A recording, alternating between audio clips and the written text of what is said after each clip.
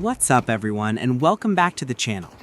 Today we are putting the Lenovo IdeaCentre i5 with an RTX 3050 OEM 8GB card to the ultimate Counter-Strike 2 benchmark test.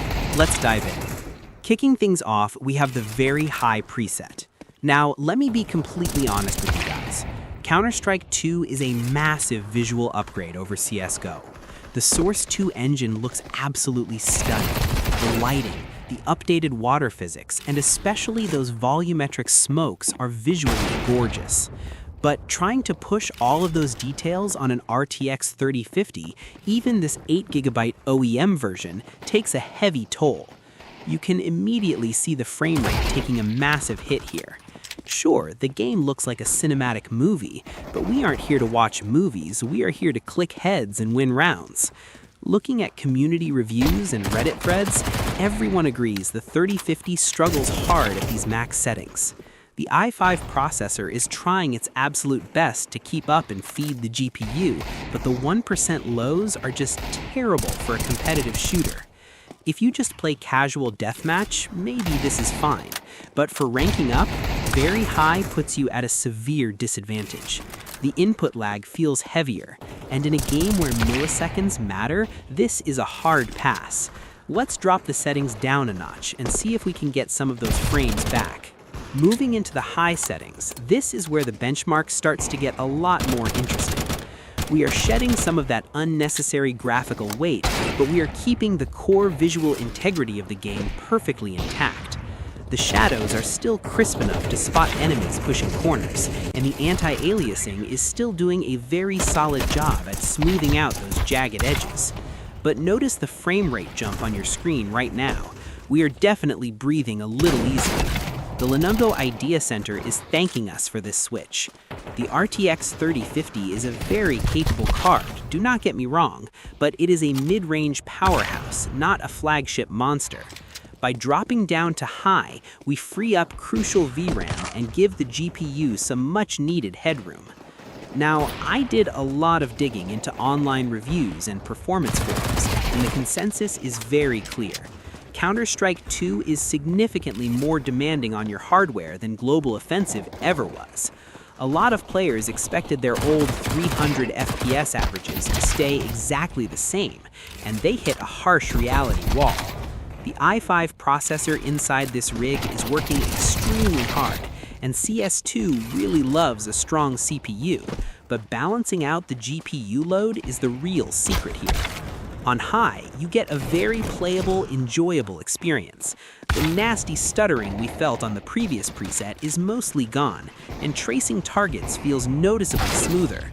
However, is it perfect yet? Not quite. When multiple smokes get dropped on a bomb site execution, and Molotovs are burning everywhere, you will see a noticeable dip in performance. That volumetric smoke rendering is incredibly heavy on the system. You can literally feel the PC sweating just a bit during chaotic gunfights. For the average player, high is a solid compromise between eye candy and raw performance. It is a very comfortable middle ground. But as I said at the start of this video, I am a firm believer that frames win games. I prefer higher FPS over higher quality any day of the week. The visual difference between high and the lower settings honestly just isn't that noticeable when you are flicking your mouse across the pad. Your brain doesn't have time to appreciate high-resolution textures when an enemy is peeking you from mid. We need more speed. We need more frames. Let's keep pushing down the ladder. And here we are at the medium settings. Now we are really talking. Look at that frame counter fly. We are pushing much higher numbers now, and the gameplay feels significantly more responsive. This is the exact territory where the RTX 3050 really starts to stretch its legs and show what it can do under the hood. The Lenovo IdeaCentre is keeping thermals in check, and the i5 is feeding frames at a very respectable rate. At medium, yes, you lose some of the fancy ambient occlusion, the textures are a bit softer, and the shadows aren't as perfectly sharp. But who honestly cares? We're playing Counter-Strike. The visual clarity is absolutely still there. The enemy models still pop out brightly against the background, and most importantly, the frame times are becoming incredibly consistent. Those 1% lows, the exact metric that dictates whether your game feels smooth or choppy, are finally stabilizing properly. According to the competitive community and technical benchmarks, medium is often considered the absolute sweet spot for mid-range builds, exactly like this one. You avoid the heavy performance penalties of the advanced lighting features, but you don't downgrade the game to looking like a total potato. It is a fantastic balance. During intense firefights, with grenades flying everywhere, the system holds up remarkably well. You can actually track fast-moving targets without fighting your own computer's latency. The input delay is noticeably reduced, making your raw aim feel much more connected to the crosshair. If you want a balance of decent visuals and real competitive viability, medium is extremely strong. But what if we want maximum responsiveness? Let's go lower. Finally, we arrive at the low settings. This is it. This is the ultimate competitive standard. The visual difference, in my honest opinion, really isn't that noticeable in the heat of the moment.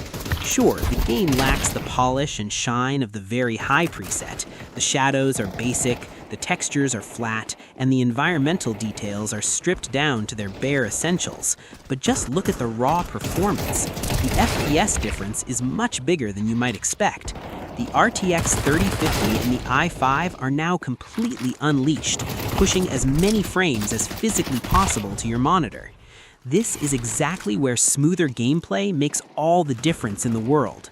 When you are holding a tight angle with an op, or trying to spray transfer between two moving targets, that raw frame rate and minimal input lag give you a tangible, massive advantage over your opponents. The game just feels snappy, instant, and incredibly fluid. In the professional competitive scene, almost everyone plays on low, or some custom combination of low settings, specifically for this exact reason. Why render beautiful trash cans and high-resolution grass when it only distracts you and lowers your overall FPS? You want your GPU focusing entirely on delivering the next frame as fast as humanly possible. Our Lenovo IdeaCentre handles this beautifully.